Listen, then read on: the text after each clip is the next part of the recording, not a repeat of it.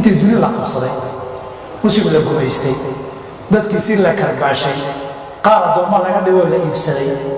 tareennada iyo dhulka hoostiisa andha garoonka lagu qotay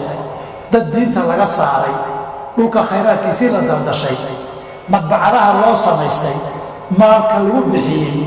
kitaabkii qur-aanka ahaa aayad lagu daray iyo aayad laga gooyey midna waa la awoodi waayey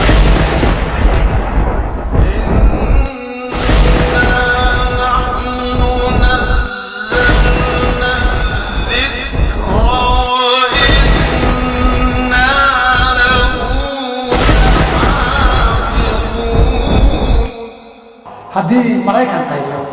iyo haddii yuhuud sawaxanto iyo hadduu faransiis ooyo iyo afrikaan dhulka hadduu isku jiido